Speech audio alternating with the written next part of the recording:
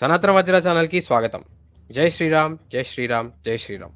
భవ్య శ్రీరామ మందిరం కోసం ప్రాణాల్ని సైతం అర్పించిన కోఠారి సోదరుల వంటి వారికి, అలాగే వారి లాయర్‌గా వారి కెరియర్ మొత్తాన్ని కూడా అర్పించిన శ్రీ కేశవ్ పరాశరన్ వంటి వారు, వారి లాయర్స్ వంటి వారు, అలాగే ప్రతి హిందూ బంధువుకి నా ప్రణామాలు, ధన్యవాదాలు.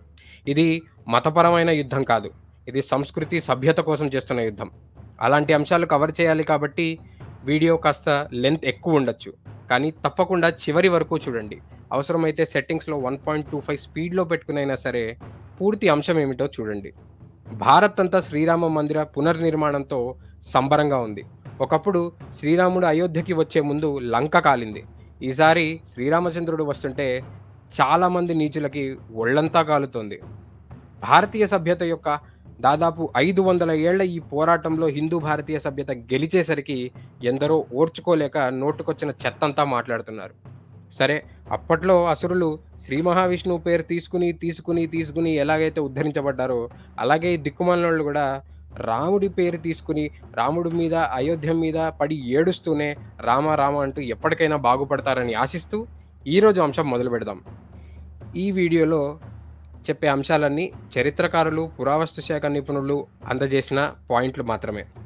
అండ్ గ్రంథాలు, చరిత్రకారుల రచనలు, అలాగే పురావస్తు ఆధారాల ప్రకారము శ్రీరామ జన్మస్థలము ఎక్కడ ఉంది, అక్కడ మందిరం ఉండేదా లేదా అనే ఆధారాలు కూడా చూద్దాం. డీటెయిల్‌గా అన్నీ చెప్పాల్సొస్తుంది కాబట్టి లెంత్ ఎక్కువగా ఉంటుంది అన్నాను.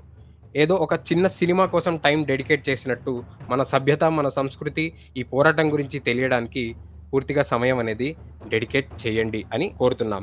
అండ్ ఈ వీడియోలో పురాణాల్లో మనకి ఎలాగో అయోధ్య అంటే ఏమిటి, దాని గొప్పతనము, అక్కడ జన్మస్థలము అన్నది క్లియర్‌గా ఉంటుంది కాబట్టి ఈ వీడియోలో ఓన్లీ చరిత్రకారులు, ఆర్కియాలజీ రిఫరెన్సెస్ ఇద్దాము. అలాగే లాస్ట్‌లో సిగ్గు లేకుండా కొంతమంది ఆత్మని అమ్ముకుని పుట్టిన దేశాన్ని అమ్మకానికి పెట్టడానికి రెడీ అయిన వాళ్ళు కొంతమంది మందిరం గురించి ఎలా తప్పుడు చరిత్ర రాసి ప్రచారం చేశారో కూడా చూద్దాం. చరిత్రకారుల రిఫరెన్సెస్‌లో అయోధ్యని రామజన్మభూమి అని చెప్పే రిఫరెన్సెస్ ఏంటో చూద్దాం. తర్వాత అక్కడ టెంపుల్ ఉండేది అన్న రిఫరెన్సులు కూడా చూద్దాం.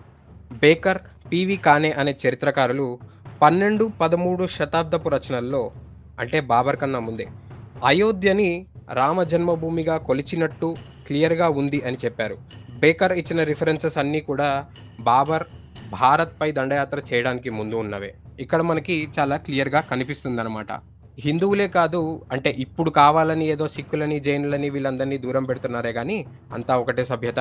సో, జైనుల రిఫరెన్సుల్లో కూడా 1300లో కూడా ఆ రిఫరెన్స్ ఉన్నట్టు. దాని తర్వాత ఈ బేకర్ ఇంకా అవధ్ కిషోర్ నారాయణ్ గారు చేసిన అబ్జర్వేషన్స్‌లో కూడా రామ జన్మభూమి అయోధ్యే అని చెప్పి ఉన్న రిఫరెన్సులు ఉన్నాయి. అలాగే గురునానక్ గారు కూడా అయోధ్య శ్రీరాముడిది కాబట్టి అక్కడికి దర్శనానికి వెళ్దాము అని ఆయన రాసినట్టుగా కూడా మనకి క్లియర్‌గా ఆధారాలనేవి వాళ్ళు చూపించారు. అయితే రామ జన్మభూమి సరే, ఈ డిస్ప్యూట్ అనేది అక్కడ జన్మస్థల్ టెంపుల్ ఉండేది అని కదా! దాని రిఫరెన్సెస్ కూడా ఒకసారి చూద్దాం. ఇంకోటి కూడా ఏముందంటే ఇక్కడ చాలా క్లియర్‌గా అక్కడ ఒక ఇల్లు ఉండేది అని, అంటే వీళ్ళు ఇల్లు అంటున్నారు కానీ బేసిక్‌గా శ్రీరామునికి లేదా విష్ణువుకి అక్కడ డెడికేట్ చేసిన ఇల్లు ఉండేది అని చాలా క్లియర్‌గా చెప్పడం జరిగింది. యూరోపియన్స్ కూడా అక్కడ టెంపుల్ ఉండేది అని, అక్కడి వాళ్ళకి పూజించే అవకాశం ఇవ్వకూడదు అని చెప్పి కావాలని కూల్చి డోమ్ కట్టారు అని రాశారు. బ్రిటిష్ అఫీషియల్ రిపోర్ట్స్ అన్నిట్లలో కూడా అదే చరిత్ర ఉంది. అక్కడున్న బ్లాక్ స్టోన్ పిల్లర్స్ అవి ఆ టెంపుల్ వే అని, దాని మీద కావాలని కూల్చేసి మతోన్మాదంతో కట్టారు అని చెప్పి వాళ్ళు రాశారు. అక్కడ చాలా క్లియర్‌గా ఉంటుంది చూడండి. To deny the opportunity of practising those superstitions. వాళ్ళ ఉద్దేశంలో సూపర్‌స్టిషన్స్, కానీ కావాలనే అలా కూల్చి రాసినట్టుగా మనకి కనిపిస్తుంది. దీని తర్వాత విలియం ఫించ్‌తో పాటు జర్మన్ ఇండాలజిస్టులు కూడా రామచంద్ర జన్మస్థానం టెంపుల్, ఆ పిల్లర్స్ అవన్నీ అక్కడ ఉండేవి. ఆ పిల్లర్స్ అవి వాడుకునే అక్కడ డోమ్‌ని కట్టడానికి యూజ్ చేశారు అని చెప్పి నిర్ధారించాడు. అలాగే విలియం ఫించ్ అనే బ్రిటిష్ మర్చెంట్ కూడా ఆ ప్రాంతాన్ని రామజన్మభూమిగా కొలుస్తున్నారని, హిందువులు అక్కడ యాక్టివ్‌గా ఉన్నట్టు, అంటే అక్కడ పూజలు చేస్తూ ఉన్నట్టు, ఇక వేరే వారెవరో అక్కడ పూజలు గాని, వారి మతపరమైన విధానాలు కానీ ఏవి చెయ్యట్లేదు అని చెప్పి ఆయన అబ్జర్వ్ చేశాడు. ఇందాక మనం చూసిన ఎగ్జాంపుల్స్‌లో ఒకటి, అంటే యూరోపియన్ ఎగ్జాంపుల్స్‌లో ఒకటి టెఫెన్‌థాలర్. టిఫిన్ థాలర్ అనే జియోగ్రాఫర్ కూడా చాలా క్లియర్‌గా అక్కడ హిందువులు ఉయ్యాలని ఉంచి పూజించేవాళ్ళు అని, ఇంతకుముందు అక్కడ రాముని కోట ఉండేది అని, అది ముఘల్ రాజులు కూలగొట్టడం వల్లే ఇప్పుడు అక్కడ అలా పూజలు చేస్తున్నారని, రామనవమికి చాలామంది హిందువులు చేరి అక్కడ పూజలు చేస్తారని రాశారు.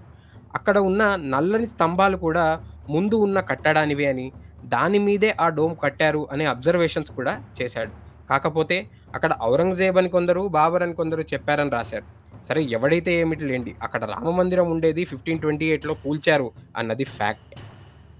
అక్కడ ఆ ఉయ్యాల అన్నాం కదా! దాని డిస్క్రిప్షన్స్ కూడా ఏ సైజ్‌లో ఉండేది. ఒక బాక్స్ లాంటిది, స్క్వేర్ బాక్స్ లాంటిది ఉండేది. అది 5 ఇంచెస్ నేల మీద నుంచి పైకి ఉంచి దాన్ని వేది లేదా బేది అంటే ఉయ్యాలగా వాళ్ళు ఉంచి అక్కడ పూజించేవాళ్ళు అని స్టెఫెన్ గూడా తేల్చి చెప్పడం జరిగింది.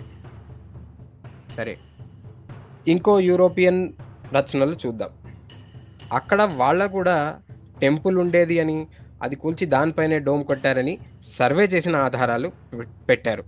అలా ఎందరో చరిత్రకారులు, ఆర్కియాలజీ అధికారులు లేదా సర్వే చేసిన వాళ్ళు, బ్రిటిష్ ఈస్ట్ ఇండియాలో సర్వే చేయడానికొచ్చిన వాళ్ళు, వాళ్ళందరూ ఇచ్చిన ఆధారాలు కూడా ఉన్నాయి. ఇక్కడ గూడా ఎవరో ర్యాండమ్‌గా చేసిన వాళ్ళు కూడా గాదు. బ్రిటిష్ అధికారులు అంటే బ్రిటిష్ ఆఫీషియల్ రాబర్ట్ మార్టిన్ ఇలాంటి వాళ్ళు, ఆ గెజెట్లు, ఆ పత్రికలు రాసేవాళ్ళు అక్కడ చాలా క్లియర్‌గా రాశారనమాట.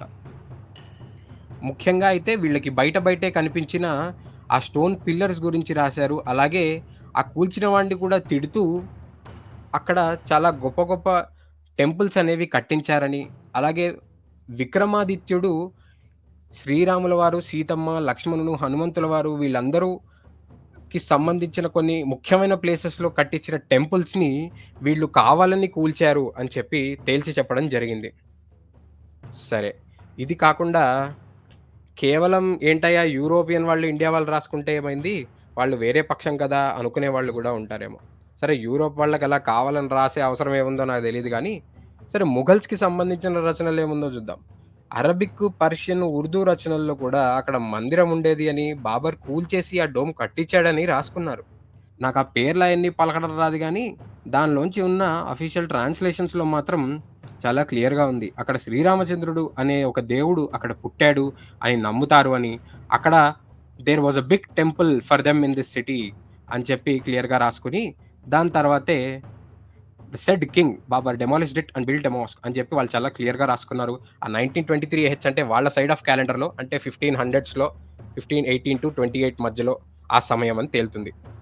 ఇంకొకటి అక్బర్ సమయంలో ఉన్న చరిత్రకారులు కూడా అయోధ్యని రామజన్మభూమిగా చెప్పాడు. తర్వాత కాలంలో వచ్చిన రచనల్లో కూడా చాలా క్లియర్‌గా జన్మస్థాన్ మందిర్‌ని కూల్చే అక్కడ కట్టారు అని చెప్పి చారిత్రక రచనలనేవి ఉన్నాయన్నమాట. సో, ద సేమ్ థింగ్ ఇంకొకళ్ళు రాసినప్పుడు కూడా అగైన్ ఆ పేర్లు నేను పలకదలుచుకోలేదు. అనవసరం కష్టపడ్డం ఎందుకు. సో, ఆళ్ళు రాసినప్పుడు గూడా అక్కడ ఎలా కూల్చేసి వాళ్ళ డోమ్ కట్టారు అని చెప్పి రాసుకున్నారు. సో, ఇలా బాబర్ కన్నా ముందు టెంపుల్ ఉంది అని, ఆ క్రూరుడు వచ్చి టెంపుల్ కూల్చాడు అని, ఆ డోమ్ కట్టాడు అని చరిత్ర రికార్డ్స్‌లో ఆధారాలున్నాయి. అయినా సరే అక్కడ హిందువులు పూజలు కంటిన్యూ చేశారు అని చెప్పింది కూడా మనం చూసాం. అలా అని ఈ టైంలో హిందువులేమి ఊరికనే కూర్చోలేదు.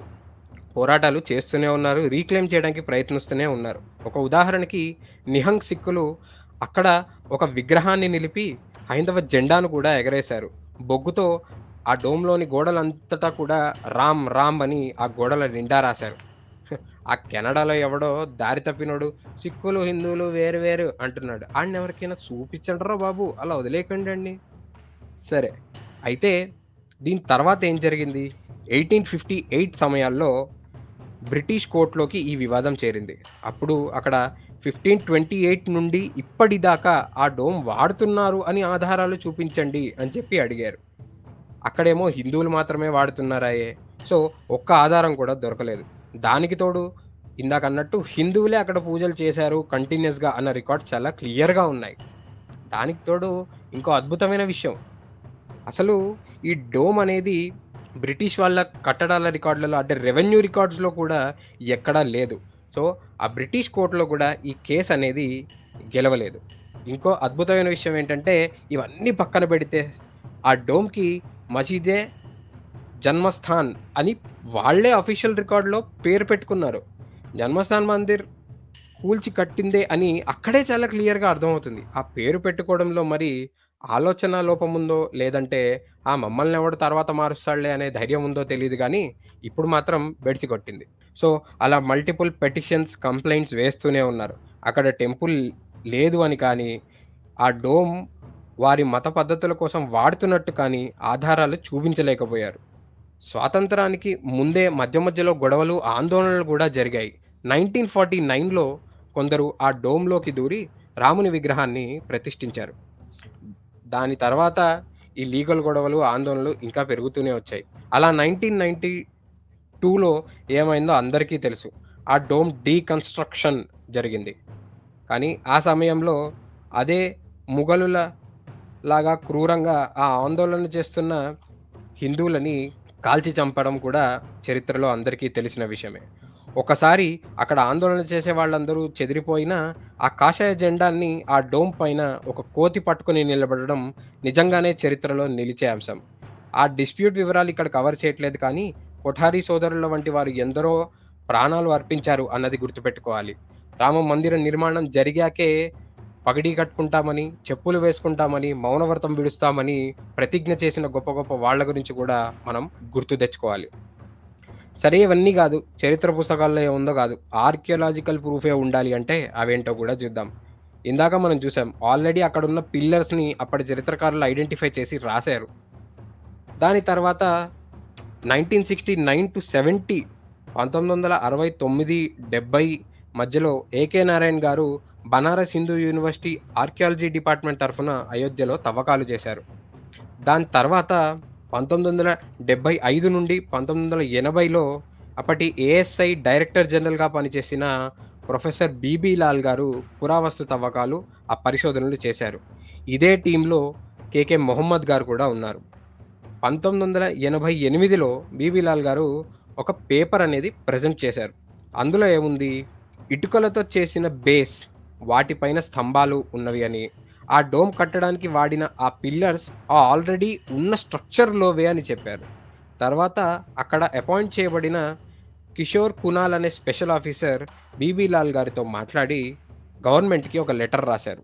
అందులో ఆ ప్రాంతంలో 14 కందకాలు అంటే ట్రెంచెస్ ఉన్నాయి అని, అందులో జన్మభూమి అనే స్పెసిఫిక్‌గా ఒక ఏరియా ఉందని, అది ఆ డోమ్‌కి 3 మీటర్ల దూరంలో ఉంది అని, వీటి మధ్య ఒక ఒక అరగా కొన్ని బ్రిక్ బేసెస్ ఉన్నాయి అని.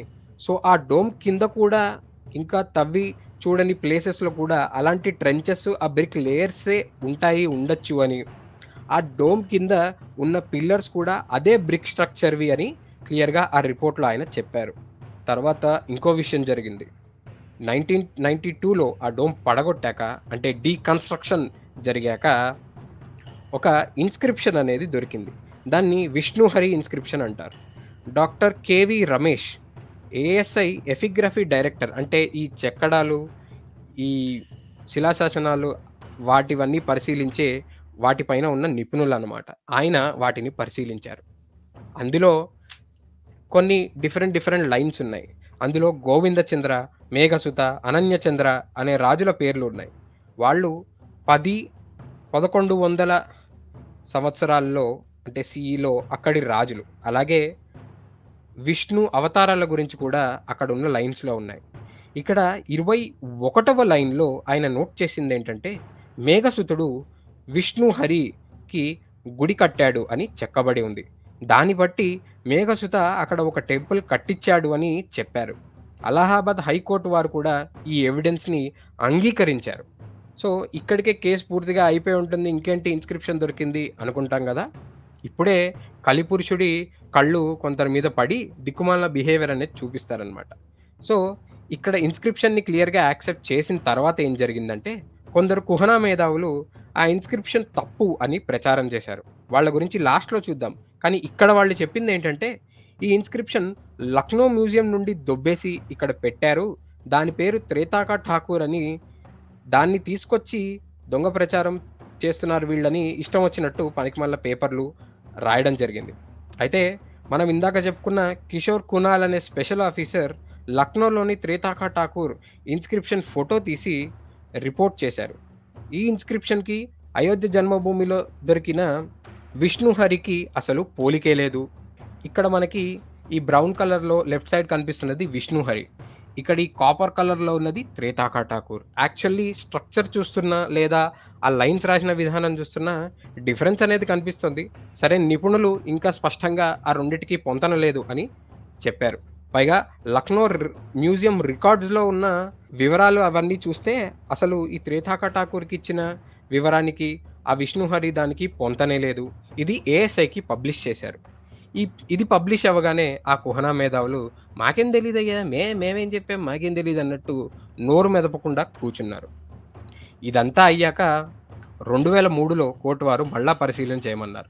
ఆ పరిశీలన అయ్యాక చాలా డీటెయిల్డ్‌గా రిపోర్ట్ ఇచ్చారు ఆర్కియాలజికల్ సర్వే ఆఫ్ ఇండియా వాళ్ళు. ఇందులో చాలా డీటెయిల్డ్‌గా ఫస్ట్ మిలీనియం బీసీఈ అంటే 1000 బీసీఈ నుండి 1 బీసీఈ టైం వరకు అక్కడ ప్రెజెన్స్ ఖచ్చితంగా ఉందని, అలాగే శుంగులు, కుషానులు, గుప్తులు, రాజ్‌పూతుల నుండి 1100 సీఈ వరకు అక్కడ ఆక్యుపేషన్ ఉన్నట్టుగా చెప్పారు. తవ్వకాల్లో 50 మీటర్స్ బేస్ స్ట్రక్చర్ ఉన్నట్టు, ఆ స్ట్రక్చర్ మీదే ఈ డోమ్ కట్టారు అని ఫేజ్ వైస్‌గా రిసర్చ్ చేసి చాలా డీటెయిల్డ్ రిపోర్ట్ ఇచ్చారు. అయితే అది మొత్తం చెప్పాలంటే చాలా పెద్ద రిపోర్ట్ అవుతుంది కాబట్టి, మెయిన్ కంక్లూజన్ ఏంటో చూద్దాం. కోర్ట్ వారు ఏం చెప్పారో కోర్ట్ వారు ఏం యాక్సెప్ట్ చేశారో చూద్దాం. అక్కడ మీరు ఇందులో చూసినా కూడా ఆ ఫేజ్ వైస్ వచ్చిన దాంట్లో చాలా క్లియర్‌గా కాంటెంపరరీ టెంపుల్స్ అంటే శుంగుల టైంలోను, గుప్తుల టైంలోను లేదా వాళ్ళ సంబంధించిన టైంలోను ఉన్న టెంపుల్ రిలేటెడ్ స్ట్రక్చర్ ఉన్నట్టుగా కూడా మనకి కనిపిస్తుంది. ఫేజ్ 5లో కూడా అది చెప్పడం జరిగింది. సరే. ఈ డీటెయిల్డ్ రిసర్చ్ కంక్లూజన్‌లో ఏం చెప్పారు అంటే, అక్కడ గర్భగృహ, మంటపాల స్ట్రక్చర్‌లు, ప్రణాళాలు, ఆ వాటర్ షూట్స్, పిల్లర్‌లు అన్నీ టెంపుల్ డిజైన్‌కి చెందినవే. ఆ డోమ్ కట్టడానికి వాడిన బ్రిక్స్ ఆ కూల్చేసిన టెంపుల్ స్ట్రక్చర్‌లోంచి తీసుకున్నవే.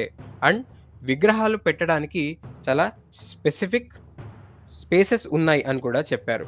ఆ ప్రణాళాలు, ఆ వాటర్ వెళ్ళడానికి సంబంధించిన ఆ కట్టడాలు అవన్నీ కూడా చాలా క్లియర్‌గా నార్త్ ప్రాంతాల్లో ఉండే ఆలయాలకి సంబంధించిన డిజైన్‌లు అలాంటి ఫీచర్‌లే అని కూడా చెప్పారు. పైగా ఏఎస్ఐ రిపోర్ట్ కంక్లూజన్‌లో ఆ డోమ్ అనేది ఏదో ఖాళీ ప్రాంతం మీద ఎవడు ఎప్పుడు యూజ్ చేయని ప్రాంతం మీద కట్టలేదు అని, అక్కడ రిమైన్స్ దొరికినవి రిలీజియస్ స్ట్రక్చర్ రిమైన్సే అని, అక్కడున్న వాల్ 5 ఆ చేంబర్‌ది డైరెక్ట్‌గా ఒక వెస్ట్ సైడ్ ఉన్న వాల్ పైన కట్టినట్టుగా, అది టెంపుల్‌కే చెందింది అని చెప్పడం జరిగింది. దానికి తోడు అక్కడ ఆ వాల్ 5లో యూజ్ చేసిన ఫిల్లింగ్స్ కానీ, అవన్నీ కూడా క్లియర్‌గా డెమాలిష్ చేసిన టెంపుల్‌లోంచి తీసుకున్నవే అని చెప్పడం జరిగింది.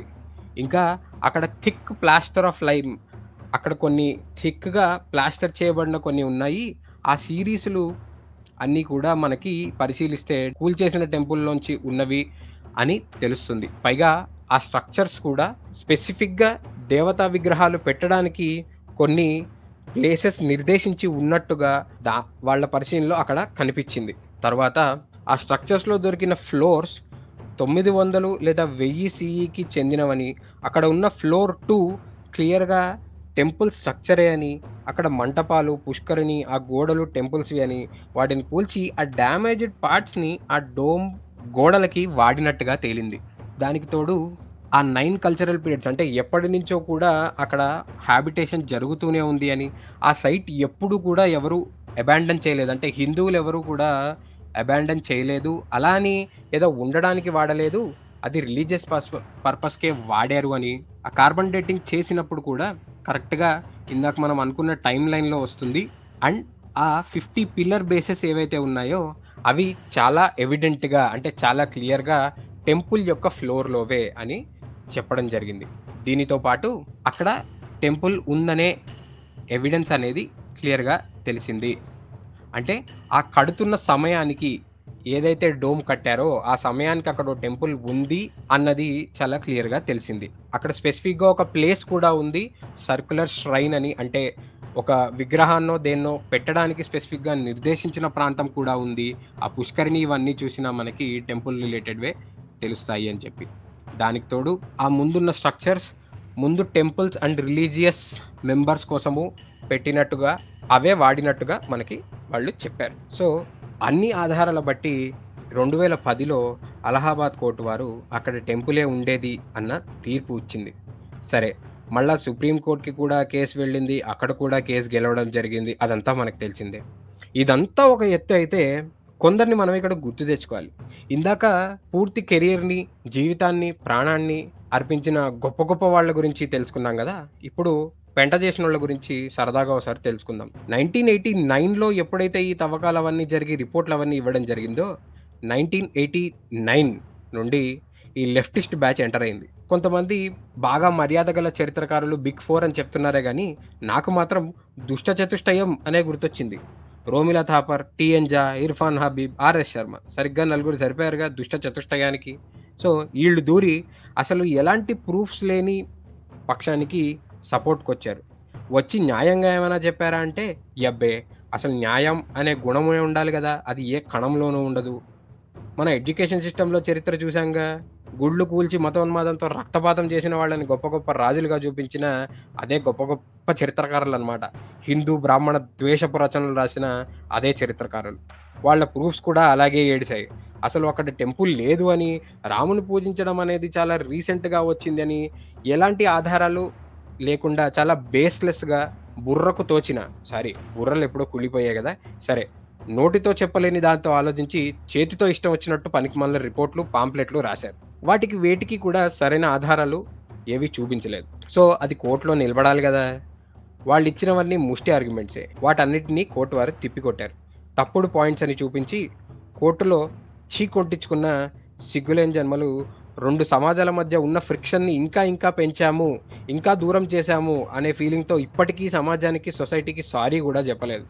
పైగా ఈ దుష్ట చతుష్టయం కోర్టుకొచ్చి మాట్లాడకుండా ఇంకో కామెడీ జేశారు. వాళ్ళ అసోసియేట్స్ అంటూ, వాళ్ళ స్టూడెంట్స్ అంటూ ఎవరెవరినో పంపారు. వచ్చినోళ్ళు గూడా ఈళ్ళలాగే ఏడిసారనమాట. సువీరా జైస్వాల్ అని ఒక ఆవిడైతే పూర్తి రిసర్చ్ చేయలేదు కానీ, న్యూస్ పేపర్స్‌లో చూసి మాకు తెలిసిన వాళ్ళు చెప్పిన దాన్ని బట్టి, నా తోటి వారితో ఆ పాంప్లెట్ పబ్లిష్ చేశాము. అది న్యూస్ పేపర్స్ అండ్ మా డిపార్ట్మెంట్‌లో ఎక్స్‌పర్ట్స్‌ని అడిగి ఒపీనియన్ ప్రకారం జెప్పాను అని ఆవిడ కోర్టులో జెప్పింది పైగా. ఎస్‌సి మిశ్రా అనే ఇంకొకతను చేసిన పరిశీలనలు బట్టి అక్కడ ఏమి డెస్ట్రాయ్ చేయలేదని, ప్లెయిన్‌గా కట్టారని, తాను చాలా బుక్స్‌లో చదివాడు అని చెప్పాడు. కానీ ఆ బుక్కులేంటయ్యా అంటే, ఆ బుక్కుల పేర్లు గుర్తులేవు అన్నాడు. పైగా 'పృథ్వీరాజ్ కింగ్ ఆఫ్ ఘజని' అని కూడా అన్నారు. హిస్టోరియన్‌లు నోటితో నవ్వరండోయ్! సరే, యూనివర్సిటీ ప్రొఫెసర్ కోర్ట్‌లో మాట్లాడాల్సిన మాటలేనా అవి? షిరీన్ అనే ఇంకో ఆవిడుంది. అక్కడ ఉన్న ఇన్‌స్క్రిప్షన్ డీటెయిల్సే తప్పు చెప్పింది ఏకంగా. గౌరవం లేని కోర్టు వారు, ఇలా మేము ఎక్స్‌పర్ట్స్ అంటూ మాట్లాడేవాళ్ళు ఇలాంటి మాటలు బేస్‌లెస్‌గా మాట్లాడడం కేవలం గొడవల్ని పెంచుతాయని మంచిగా కేజీ గడ్డి పెట్టారు. పొరపాటున మీ వాళ్ళు, మీ పిల్లలు ఎవరైనా అలాంటి యూనివర్సిటీలోనో, ఇలాంటి వాళ్ళ దగ్గరున్ననో, వీళ్ళ డిపార్ట్‌మెంట్‌లో ఏమైనా చదివే ఉద్దేశాలుంటే, ఇలాగే కోర్ట్‌లోను, సొసైటీ ముందు సిగ్గు లేకుండా నిలబడే రిస్క్ ఉంటుంది. అందుకే ఈ డీటెయిల్స్ అన్నీ గూడా చెప్పడం జరిగింది. అందుకే మీ పిల్లలు ఎక్కడ చదువుతారో, కేవలం వచ్చే సాలరీ ప్యాకేజ్ బట్టి మాత్రమే గాకుండా, వచ్చే బుద్ధి, జ్ఞానము బట్టి కూడా ఒకసారి ఆలోచించుకొని జాగ్రత్తగా పడతారని చెప్తున్నాను. ఆ నలుగురు ఇంకా వాళ్ళ బ్యాచ్‌లు పేర్లు చెప్పింది గూడా అందుకే. ఎందుకంటే ప్రతిసారి శ్రీ కేకే మొహమ్మద్ లాంటి వాళ్ళు దేశభక్తులు అలాంటి ప్లేసుల్లోంచి రారు గదా! ఇలాంటి వాళ్ళ మాయలో పడి మోసపోయే వాళ్ళు గూడా రావచ్చు. సో, మొత్తానికి 500 ఏళ్లగా భారతీయుల వారి సభ్యత కోసం చేస్తున్న పోరాటంలో ఎన్నో త్యాగాలు, ఎందరో కృషి, ఎందరో దుష్టుల కుట్రలను దాటి 2019లో ఫైనల్ వర్డిక్ట్ ఇచ్చారు. And the rest is history. Literary, ASI records అన్నిట్లలో ఉన్నవి మనం క్లియర్‌గా చూసాం. ఇందాక చెప్పిన బేస్‌లెస్ ఆర్గ్యుమెంట్స్ కూడా మనం ఫస్ట్‌లో చూసిన రిఫరెన్స్‌ల నుంచి ఏఎస్ఐ వాళ్ళు ఇచ్చిన రిపోర్ట్‌ల వరకు క్లియర్‌గా అక్కడ టెంపుల్ ఉండేది అనే చెప్తున్నాయి. ఆ బేస్‌లెస్ ఆర్గ్యుమెంట్స్ అన్నీ తీసి చెత్తకుప్పలో పడేయొచ్చనమాట. కాకపోతే చాలా కామెడీగా కోర్ట్ ముందు ఇలా పరువు తీసుకున్నారన్నది కూడా అందరికీ తెలియాలి గాబట్టి వాళ్ళిచ్చిన బేస్‌లెస్ ఆర్గ్యుమెంట్స్ గురించి కూడా చెప్పాను.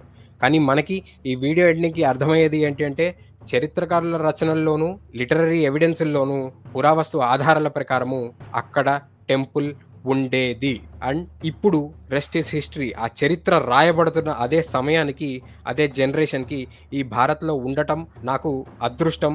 మనందరికీ గూడా గర్వకారణం. ఆ గుడి కట్టడం ఏంటయ్యా? హాస్పిటల్ కట్టాలి, స్కూల్ కట్టాలి అని వాగే గొర్రె బ్యాచ్ కూడా ఒకటుంటుంది. అది శ్రీరామ జన్మభూమి. ఈ లా ప్రకారము ఈ కేస్ వాదిస్తున్నప్పుడు శ్రీరామ్ లల్లా విరాజ్మాన్ అనే ఒక జ్యూరిస్టిక్ పర్సన్ అంటే ఒక హ్యూమన్‌కి ఉండే అన్ని రైట్స్ ఉండే ఒక లీగల్ ఎంటిటీ అండ్ ఆ భూమి అతని సొంతము. సో, ఆయన రిప్రజెంటేటివ్ అక్కడ టెంపుల్ కట్టాలో, ఏం కట్టాలో వాళ్ళ ఇష్టం. అంటే హిందువుల ఇష్టం. అంటే మా ఇష్టం. కొందరు గొర్రెలు కనీసం సివిలైజేషన్ పరంగా దాని ఇంపార్టెన్స్ ఏంటి? టూరిజం ఆర్ ఇన్‌ఫ్రాస్ట్రక్చర్ పరంగా ఎలా ఉంటుంది? ఏమీ ఆలోచించకుండా ఎవడు పడితే వాడు చెప్పింది నమ్మి అనవసరంగా సుప్రీం కోర్ట్ తీర్పును, లీగల్ సిస్టమ్‌ని అగౌరవపరుస్తారు.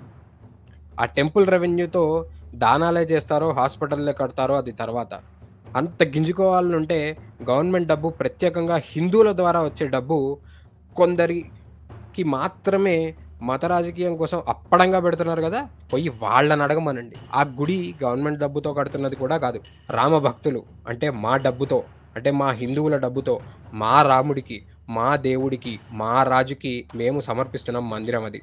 సో, ఎవడెంత గింజుకొని చచ్చినా ఒకటే మాట. అయోధ్య బస్ ఝాకీ హై, కాశీ మధుర అభి బాకీ హై. కాశీ మధురలో కూడా మందిర్ వహీ బనేగా. అక్కడే పునర్వైభవం మళ్ళా వస్తుంది. అయోధ్య మాత్రమే కాదు, కాశీ మధురలో కూడా సనాతన భారతీయ సభ్యతే గెలుస్తుంది. మన భవ్య రామ మందిరం యొక్క 500 ఏళ్లకు పైగా జరిగిన మన హిందువుల పోరాటం గురించి అందరికీ తెలిసేలాగా, మరింత మందికి ఈ వీడియో చేరేలాగా లైక్ చేసి, షేర్ చేయండి. ఇలాంటి మరిన్ని అంశాల కోసం సనాతన వజ్ర ఛానెల్‌కు సబ్స్క్రైబ్ చేసుకోండి. మీ తోటి వారిని కూడా సబ్స్క్రైబ్ చేసుకొని సపోర్ట్ చేయమని చెప్పండి. ఇలాంటి నిజాలు మరింత మందికి తెలిసేలాగా చేయండి. రామమందిర సంబరాలు అంబరం అంటేలాగా జరుపుకోండి. మళ్ళీ కలుద్దాం. జై శ్రీరామ్! జై శ్రీరామ్! జై శ్రీరామ్! జై భారత్!